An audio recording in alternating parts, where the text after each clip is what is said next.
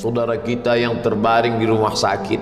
Hari ini sayup-sayup suara azan dari masjid rumah sakit masuk ke telinganya. Dia menonton di televisi acara live solat Jumat, tapi saat itu dia hanya mampu terbujur kaku. Ruhnya masih ada dalam jasad.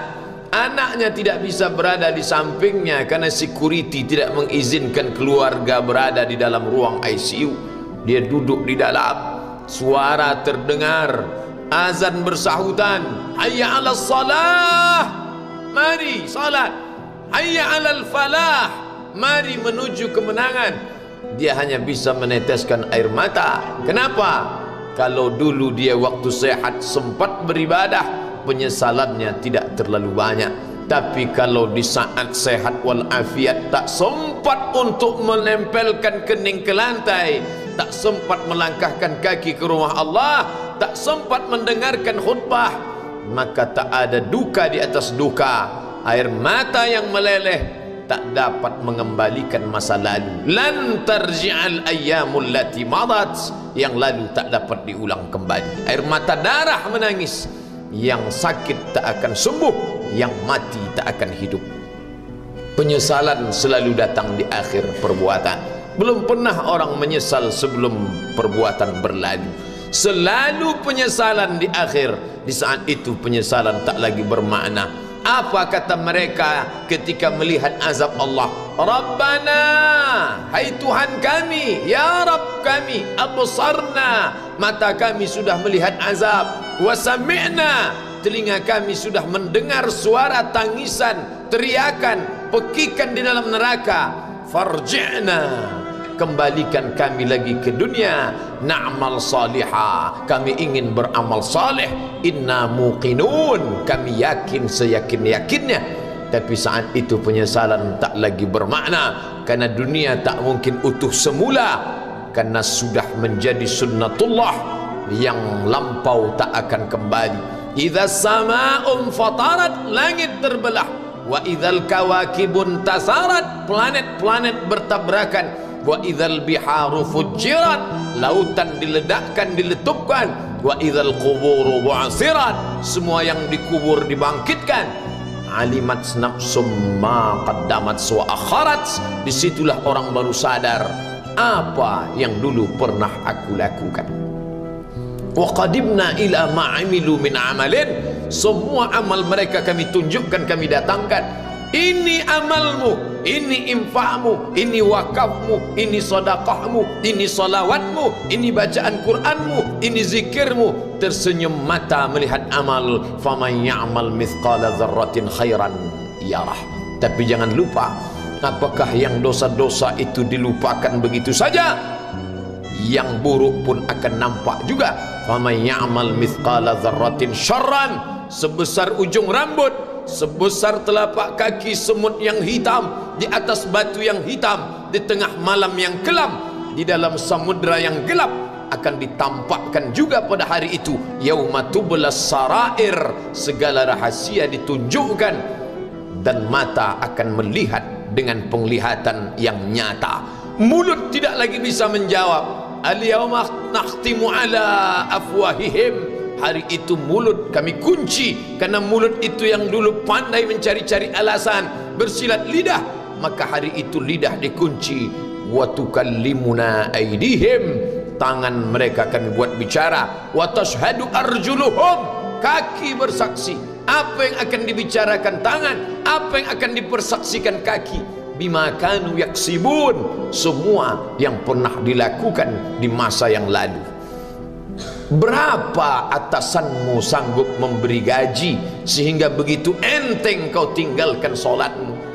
Apa yang dijanjikan istrimu sehingga begitu enteng kau berikan yang haram, hanya rayuan sesaat, padahal dia pun akan meninggalkanmu sebelum masa tua tiba? Apa yang dijanjikan anak-anakmu? Ayah, kami akan menjagamu di hari tuamu nanti, maka berikan kami yang kami inginkan, belikan kami rumah yang besar, belikan kami kendaraan yang mewah, nanti setelah hari tua kami akan menjagamu, kata mereka.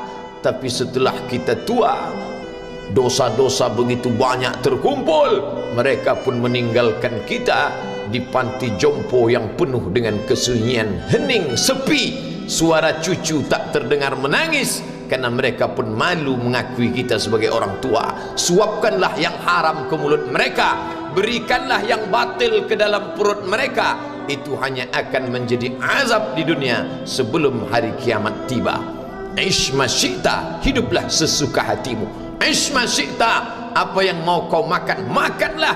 Apa yang akan kau bekerjakan, kerjakanlah. Fa innaka mayyit, tapi ingat, kau akan menjadi mayat, kau akan mati. Semua akan diminta pertanggungjawaban di hadapan Allah Subhanahu wa ta'ala.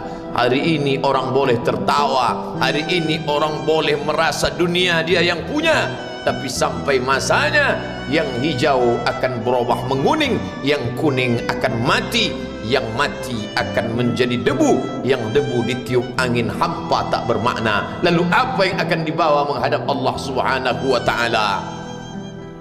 Amal saleh.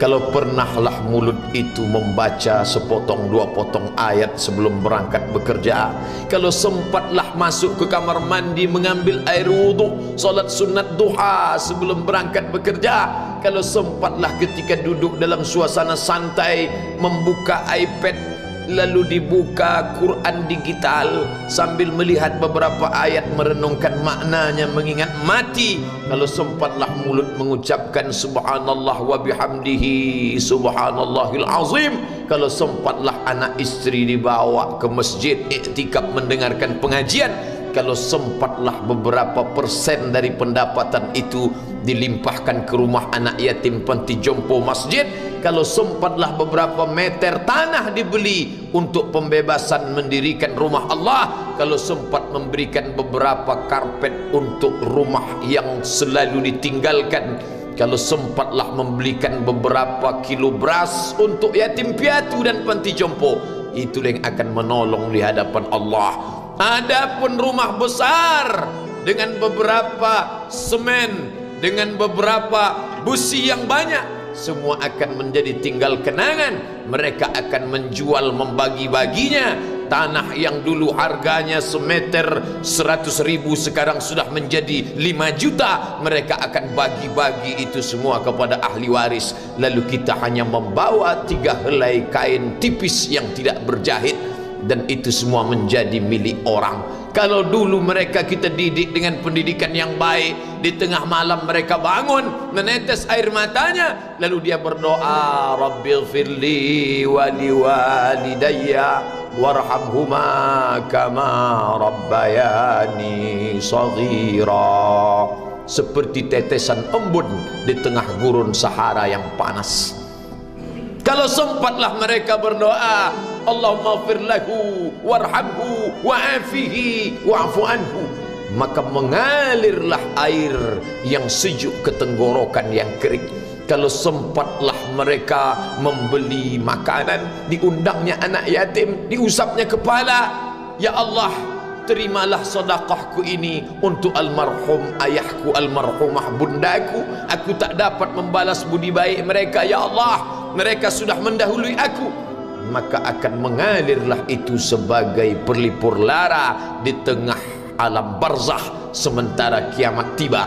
Tapi kalau mereka hanya dididik dengan keduniawian, dididik dengan kemewahan, disumbat mereka dengan materi, tak pernah diingatkan pada mati. Ketika kita mati, mereka pun juga akan mati perasaan ingatannya. Paling celaka lagi, mereka mengingat kita dengan mengantarkan bunga, mereka mengingat kita dengan pakaian hitam, mereka mengingat kita dengan suara musik, mereka mengingat kita dengan memajang foto kita besar-besar di dalam rumah. Dan itu hanya menjadi penghalang rahmat Allah turun, tidak berkesan sedikit pun. Mereka sedang menyangka kalau dinyanyikanlah lagu kesenangan kita, terobat rindu hatinya. Kalau dipajangnya foto kita, dilingkarkannya karangan bunga, puas rindunya. Padahal itu tidak membuat pengaruh apapun kepada kita di alam barzakh. Maka sayang, buatlah sayang yang mengingatkan sesudah mati. Kalau rindu, buatlah kerinduan yang membuat dia akan tetap mengalir sebagai satu amal sesudah kematian. Idza matal insan, kalau manusia mati, inqata'a, dulu rajin membaca Quran berhenti, dulu rajin salat tahajud berhenti, dulu rajin menghatamkan segala yang baik-baik berhenti. Tapi ada yang tetap mengalir. Di antara yang mengalir itu adalah shadaqatun jariyah. Sempat membelikan beberapa bungkus nasi, nampak orang tua di panti jompo menyuap nasi itu, menggeletar tangan mereka karena usia lanjut, menetes air mata. Kita bukan sedang melihat orang tua, kita bukan sedang melihat orang lain, saat itu kita sedang melihat potret diri kita 30 tahun yang akan datang. Di mana aku 30 tahun akan datang? Surga, kenikmatan yang luar biasa, tapi dia tidak akan dimasuki oleh orang yang biasa-biasa. Solat biasa, baca Quran biasa, zikir biasa, untuk mendapatkan yang luar biasa, maka itu bukan perimbangan ibadah yang fair. Hanya dengan solat wajib biasa, hanya dengan baca Quran biasa, hanya dengan zikir biasa, hanya dengan sedekah biasa, berharap akan masuk ke dalam surga yang luar biasa, maka sungguh bukan suatu perimbangan perniagaan yang seimbang antara makhluk dengan Khalik Allah Subhanahu wa taala. Khutbah Jumat ini kembali mengingat kita, mengajak merenung bersama. Kita ini mau kemana? Di sini untuk apa? Yang kita bawa menghadap Allah itu apa? Apakah nama, jabatan, kebesaran, harta benda ikut menghadap Allah? Tidak. Dia akan tinggal menjadi puing-puing kenangan. Yang akan dibawa adalah amal saleh. Makanya kita selalu berdoa selesai wudu, Allahumma ja'alni minat tawabin waj'alni minal mutatahhirin, ditutup dengan waj'alni min ibadikas salihin, karena orang yang saleh lah yang selamat dari kerugian, yang lain rugi. Innal insan, semua manusia lafi khusrin, rugi. Yang kaya rugi, yang punya kuasa rugi, yang ganteng rugi, yang punya anak rugi, yang punya istri rugi. Tapi ada yang beruntung, illallazina amanu, kecuali yang beriman, wa amilus salihati, dan beramal saleh. Itulah orang yang beruntung, karena dia akan hidup dalam kehidupan yang kekal abadi, membawa iman dan amal salehnya. Kalau sampai hari ini masih bersemayam di dalam diri kita, mari kita jaga dan kita berharap kepada Allah husnuzan. Allah menutup usia kita ini dengan husnul khatimah. Ketika itulah malaikat datang memanggil, menyambut, ya ayyatuhan nafsul mutmainnah, wahai jiwa yang tenang, irji'i ila rabbiki, kembalilah engkau kepada Tuhan Rabbmu, radiyatan mardiyah, engkau ridha kepada Allah, Allah pun ridha menerima engkau sebagai hambanya. Fadkhuli fi ibadi, masuklah engkau ke dalam golongan hambaku. Wadkhuli jannati, masuklah engkau ke dalam surgaku. Saat itu ruh keluar dari badan seperti tetesan air di hujung daun yang lembut menetes.